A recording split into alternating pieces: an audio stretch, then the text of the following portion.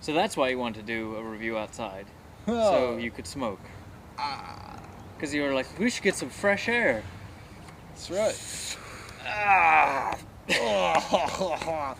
No, it also is a really nice day out, and we're always in that basement of yours. We are always in the basement. Anyway, fresh air. This shit. I'm not exaggerating. Shut It's smoke. It's blowing right into me. What do you want me to do about it? All right, so we thought the original plan was to bring a review outside because, you know, even though we're movie people, we do like the outdoors. God damn. So anyway, today is May 9th, 2011. Correct the moon day. And we wanted Is it to... the 9th? Yes, today is the 9th. And we wanted to talk about what we've seen recently and what we watched, you know, the normal spiel. The spiel. Spiel. So, first off, let's talk about what came out this past week, because it's like #1 right now in the box office. Thor. So, Thor, of course, is the latest entry in the Marvel series of films. Correct. They're building This is up. the last one before, or no, Captain America is the last Yeah. one before the Avengers. The second to last one before the Avengers. It stars Chris Hemsworth as Thor, Which you might know from Star Trek. He played the father in the beginning. and Perfect Getaway's in it for a little bit Yeah, he's the long-haired, with a scruffy beard. scruffy bearded guy. Because there's only like what, the 3 total couples in it. He's like the second couple that's in it. Yeah.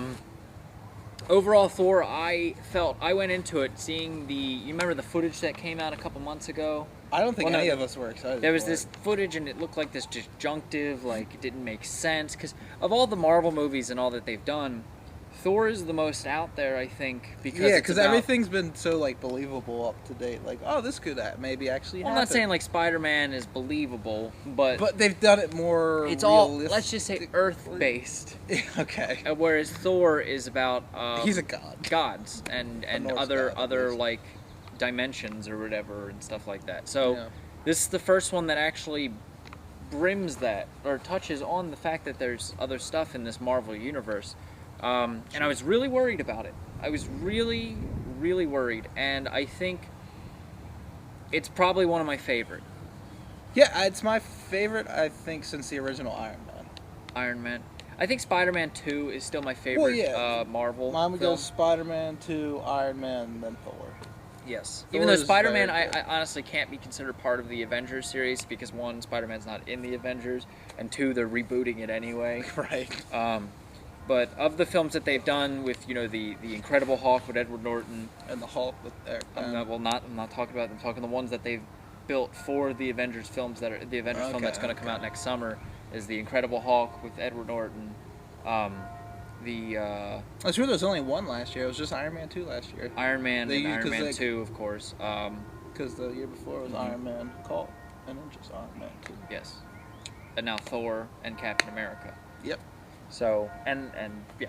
So, well, going into Thor as a film, I think worked because it focused more on the fantasy world of Asgard. I'd say about 60 to 70% of the movie actually takes place in Asgard or other universes. For anyone who surrounding doesn't it. know the plot of the film, the plot is that Thor is son of Odin, played by Anthony Hopkins. Who falls into Odin's sleep. Who falls into Odin's sleep. Ruining stuff, Sean. Ruining. Odin's sleep. They're, It's not they ruining. all takes place on Asgard, you know, behind the scenes and another whatever. And basically, Thor is eccentric and arrogant and all, and he doesn't listen to Odin or his brother Loki. And he basically, through one mean or another, gets, you know, banished from Asgard and put on Earth without his powers. So there's some humor there, there's some comedy there. Yeah. There's a little bit of a romance story with Natalie Portman, and who plays the one doctor? Stellan Skarsgård. Yes. That's not... It's he was in Pirates of the Caribbean too. Yeah. Yeah. Wasn't he also in something... Was he in Entourage? Yeah, he was The angry director? Yeah. So the love story is a little bit not believable and rushed. Yeah. But I thought the fantasy and action sequences were enough to keep me occupied, and I really I enjoyed the overall thing. It was a fun movie. And of course, if you haven't seen it yet, stay till after the credits because they have the Nick Fury, you know, scene that they always have with Samuel Jackson. Won't tell you what it's about, but to you know, reference because it is the second to last, like you said, before Captain America comes. Yeah, kind of setting up for the Avengers. Yeah. Definitely setting up for the Avengers. All right. Other than that, Bridesmaids. Which comes out this coming Friday, the 13th. This coming Friday, May 13th, starring Kristen Wiig, and Maya Rudolph, and a whole bunch of slew of other. What's her face? Rose Byrne or Byrne. She's in Insidious. Insidious, and was it definitely her? That was her. I looked it and, up. And what's his name? Tim Heidecker from Tim and Eric makes a cameo in it, and John Hamm shows up for a little bit. John Hamm, yeah. So overall, Bridesmaids is the Hangover of female Hangover films. You know, it's a group of female characters instead of the stereotypical cliche group of males that we've been seeing that act like males. Yeah, that was I enjoyed the film. I thought it was funny, but I was like, you know, is that the only way that they could do? They're basically male characters written for females. Yeah. You know, I mean, here's the ladies or the man's woman, and here's the gross fat guy, but instead it's a gross fat woman. Yeah. And it was good though. I did enjoy it. It was funny. For a comedy though, it was a bit too long. It's like most Apatow movies where they just run on. Was it a Judd Apatow movie though? He produced it. He produced it, but just because he produced it, that's not his movie. Yeah, but regardless, the majority of the movies he produces or has anything to do with overrun. They're always a little too long. That has nothing to do with the producer though. I'm just going by how shit goes. Yeah. All right. Well, it's a little too long. It was too long. There was too many like subplots and stuff that didn't get, you know, tied. It was longer. Yeah. And I was thinking, I was like, well, that would probably solve like how some characters just don't feel fleshed out enough. But at the same time, it's another 20 minutes of the movie. Yeah, well, no, I'm not mad that it wasn't longer. I'm just mad that the subplots were still in there at all, where they could have easily cut them out. But Kristen Wiig, as usual lately, like in MacGruber and on SNL and whatever, she's still pretty funny. Yes. She can. I don't know if I really see her as a lead, but she's a better lead than I think Molly Shannon was, like in Superstar and all. Yeah, much better. You just notice how Molly Shannon kind of died off, disappeared. Kristen Wiig, I think, is a lot funnier. I'm not saying she's gonna like not fizzle out, but I think she's definitely funnier than Molly Shannon, personal opinion, though. Yeah, a lot.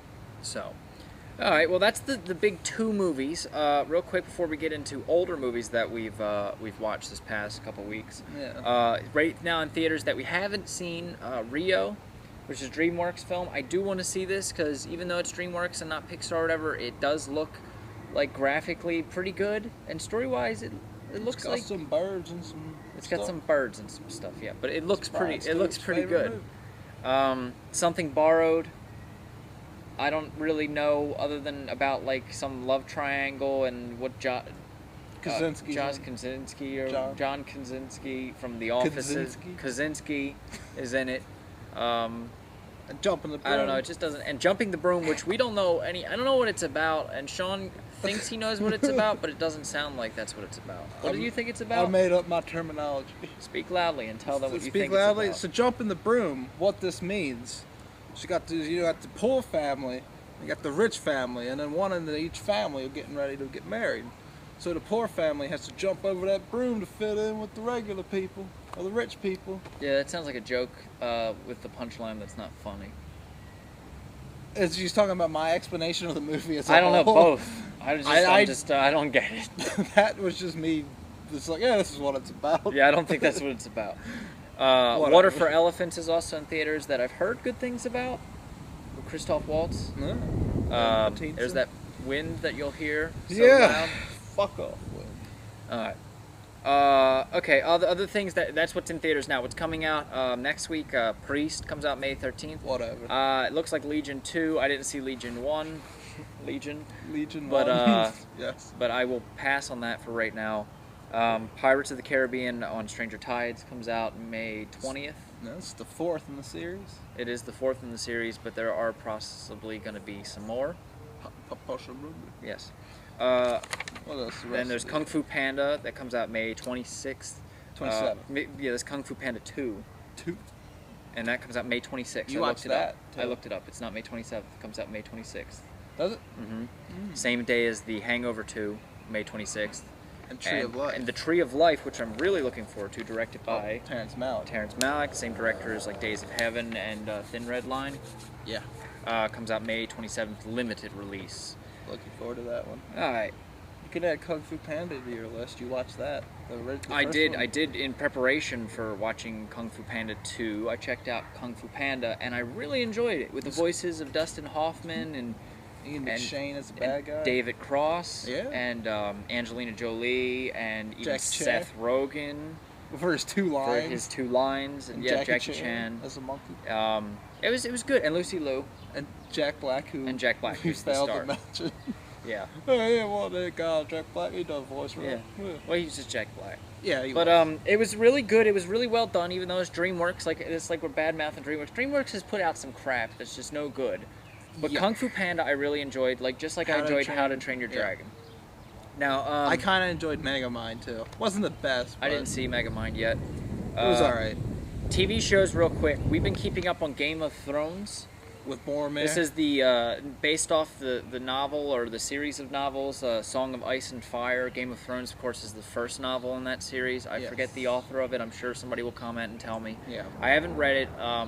Some friends of mine have said the show is actually really, really It's work. good job, Gary Busey. This isn't the boardroom. But said it's really the show is really, really accurate and faithful to the novel so far. Which is good. But we're 4 episodes into, I think, a 12-episode season 1, which follows the first book. Yeah. And Nothing. nothing has happened, and I understand like character development and plot building and stuff like that. But 4 hours of that. yeah, it's been 4 hours of that, and we've only established basically who the characters are and that winter is coming. It is coming. And the winter is a big theme in it because apparently during the winter, that is when magic comes about again, or is it strongest, and that's when people die and get feared, and that's when stuff happens. So it's kind of like that Heroes Season 1 simplex, where it's like save the cheerleader, save the world, and you're hearing that nonstop. So it's kind of like, okay, we're 4 hours into this slow drama of winter's coming, and it hasn't come yet. According to Pat, winter doesn't come until the second book. Oh, nice. So it probably won't even be this season. Yeah. So I don't know. We'll Though have to see. Pat said we were halfway through the book. Yeah, So maybe we'll talk about it more in the future, but right now the show is only, I don't know. It's really good. It is really good. Yeah, and the acting's really good, and the sets and the costumes and everything, except for the opening intro is really It's bad. done. Yeah, it's a really well done show. It's just really slow. something needs to happen. So, all right, real quick, because we don't have much time. We've already been dragging on a lot. Movies that we watched recently. We watched The Dilemma, Oh, directed by Ron Howard and starring Clint Howard. That's all you need to say. No, it's directed by Ron Howard. Starring Clint Howard. Starring Clint Howard, not really. He's Yes. only in it. Whatever. Clint Howard. Vince Vaughn, Kevin James. Winona Kevin Ryder. James, Kevin James. Winona Ryder, Jennifer Connelly. Jennifer Connelly. It was and bad. It's advertised as a comedy. Overall plot is 2 best friends. One of them is married. Kevin James is married to Winona Ryder.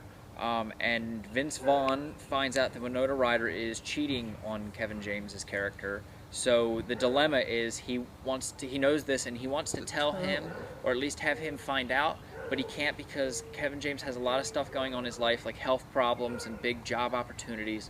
So the comedy, where they try to do comedy, is in the funny things that happen to Vince Vaughn in this stressful situation. Yet nothing is comedic about any of it because it really touches on like serious issues. It's not funny when someone cheats on somebody in a marriage, and it's not funny when you have to like take pictures of them having like sex with. It's not funny. It's not. And it's long. It's a very long movie, and nothing is funny. And the ending is bad. Oh, the ending's Nothing terrible. is really resolved. It just feels rushed. Skip it. Yeah, for a movie that takes its time and then Skip just it. like, fuck this. Old Dogs. Ooh! With John Travolta What and a bad movie. and Robin Williams and Seth Green. Who apparently I was. Skip it. It's a bad movie. I'm not even gonna spend time discussing it. It's a long and bad movie. What happened to Robin Williams in his heyday? Old Dogs. Which is funny. This is why I'm prefacing with Old Dogs, because this past week I watched 2 older Robin Williams movies. Not really old, but I watched 1 Hour Photo, directed by Mark Romanek. Yep. It was it's a really good movie. It's Robin Williams in a dark role, and I don't want to say too much about it. If you haven't already seen it, check it out. I mean, it's just one of those like kind of really dry good movie, films, yeah. but it's really good. It's about Robin Williams plays a photo technician at a 1 hour photo lab, and he's a little bit more creepier than he needs to be. You on the phone? Yeah. I'm listening. I'm talking. You're listening? Yeah. Yeah. All right. Other than that, I watched Bicentennial Man, sticking with the Robin Williams theme. Sam Neill. Sam Neill is in it. Yes, a lot of people are in it. I'm not going to go into it. It's an older film. It's like 2 hours long, but it's really well done. I think it's a little rushed in the middle of it when it jumps between some things in the plot development, but the overall plot is, it's about a robot through a process of 200 years goes from being a robot to being pretty much human. Yeah. It's an interesting story. It's kind of like AI, but doesn't take itself overly serious. Like AI. Yeah, AI was way overcomplicated and jumped around in timelines. I want to watch AI again because I remember hating it. So do I. So, being that it was Kubrick's last movie. Then we watched, for our Halloween 2 party, we watched Return of the Living Dead. Oh. Which is a classic. It's one of my favorite zombie films. I'm not going to say anything about it. I just want to say I recommend it. I think it's one of the best. It blends the right amount of comedy and gore, and I believe it's one of the first zombie films. I'm not going to declare that it is the first, but one of the first that really focuses on zombies' need to eat brains in particular. Yeah. Which now, zombies are known for in general. As well as we watched Silver Bullet with Gary Busey and Corey Haim, which is also a really good film. Not really good in the sense of like it's the best film ever, but like for classic 80s, Gary Busey's not even that great in it. It's just for classic 80s like werewolf films and all. It's a good film, and I love the ending. I just love the whodunit for the werewolf thing. So, and then we watched Dragon, the Bruce Lee story. From 1993. We will settle this with combat. Yeah. It's really weird. I remembered it being a lot better when I was a kid. It's not bad, but it feels like a TV film, and it's really wacky. Really corny. Yeah, it's really corny, but if you're into Bruce Lee, and you're the guy into, who plays him's the not guy bad. who plays him is really good, and the overall story goes from, birth all the way to eventual death, and how he rose in popularity doing his stint on the Green Hornet, and how he did Enter the Dragon and all his different films, and how he trained people and taught kung fu. And it's really good film if you like Bruce Lee. Yeah. If you can get past the kind of corny hokiness of it they did to kind of throw in the fact that he's fighting, it's good. Yeah. And what have you watched this week, real quick? Let me check. None of that is on there. Oh, you didn't write mine down? You watched something. I watched Black Death with Boromir, Game of Thrones, Sean Bean. Similar time periods, about a group of guys who, it's like during the plague, and they go investigate this village because it's not suffering, but there also might be some occult dealings going on. A little slow to start off with, but once they get to the village, it gets really good, and I really enjoyed it. And then I Saw the Devil, which I loved. You saw I Saw the Devil. The title is I Saw the Devil. It's not just called The Devil. Yeah. It's called I Saw the Devil. And it's a Korean like serial killer meets Taken type movie. I don't want to say too much about it because it's good. Just I really like the plot. I haven't seen it, but I like the plot description that I read. Yeah. That it's about a serial killer that kills the wife of like a special agent. Of a special agent. And within the first, even though the movie's like 2 hours long, the special agent finds him in a half. Within the first half an hour of the movie, the special agent finds him, and it's basically the special agent. He doesn't want to kill him. He basically wants to slowly toy with him. And but at the same time, the serial killer is not like a bumbling fool. No, he's smart. Because the agent is too proud and boastful. So it's a constant game of who's. Yeah, it's a constant cat and mouse. It sounded really interesting. I just worry that eventually Americans will remake it. I'm sure it will be. But, and the actor that's the star of Old Boy is in it too. He's the serial killer. Yeah. It toys with the whole notion of like who really is the monster in the movie. Because the special agent's doing some terrible shit. Yeah. It's really good though. I really liked it. All right. And I think that'll about do it. All right, well, that'll wrap us up with a short episode of 20 minutes long. Short episodes of 20. Was the show called now 20 minutes long? No, but the episode. And all I have right now is this single blade of grass, because we always have to do this. Well, hold on. We could just make my face explode. No, I'm not making nothing explode. You You know what's funny? I didn't make that explode. I know. It's just blade of grass. See, I told you. Alright. Till next time, guys. We'll keep you informed, and this was our review for the week. Yep. See ya.